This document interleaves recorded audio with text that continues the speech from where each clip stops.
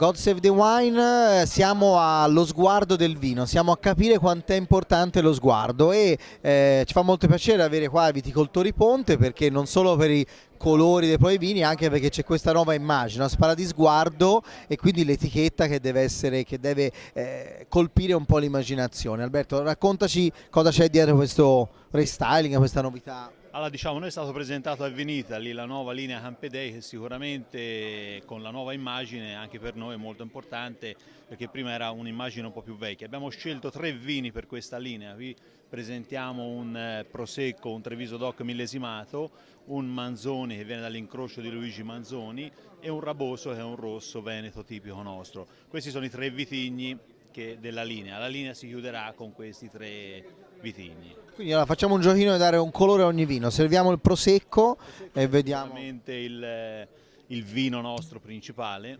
Siete anche fortunati perché è un vino che in questo momento ha un successo straordinario, no? Devo dire una crescita eccezionale anche a livello mondiale. Quindi c'entra anche il colore secondo te nel successo del prosecco? Ma io credo sì, più che il colore forse anche il fatto della bollicina che sta creando molto interesse. Poi il Prosecco fortunatamente è un vino che anche qualitativamente in linea di massima incontra nel gusto È un vino che è facile a capire ma non banale, soprattutto se è fatto con un certo livello qualitativo, e direi che questa trasparenza, questo il fatto che sia così chiaro alla fine lo rende proprio trasparente e quindi uno si fida, no? Del prosecco. Sicuramente è bello anche a livello visivo, è piacevole come tipo di vino. Ecco, invece l'incrocio Manzoni, che diciamo per noi centro-meridionali diciamo, è un po' una bestia strana, invece è abbastanza diffuso, no? Al nord. Diffuso, ecco, molto meno qui da noi, chiaramente, ecco, come ho detto, è l'incrocio più famoso fatto da Luigi Manzoni.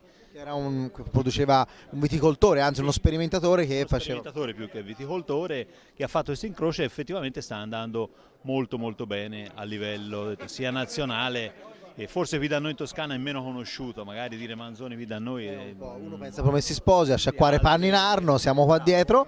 Ecco, direi questo qui c'è questa componente verdolina molto bella, no? Che gli dà, è un vino già preludia alla freschezza, che è la cosa principale di questo vino. No, questa è la freschezza, è sicuramente la base di questo vino. Quindi ecco, viticoltore Ponte, freschezza, nuova linea, l'estate si avvicina, insomma, il consiglio migliore per poter lanciare questa nuova linea. God save the wine. Grazie.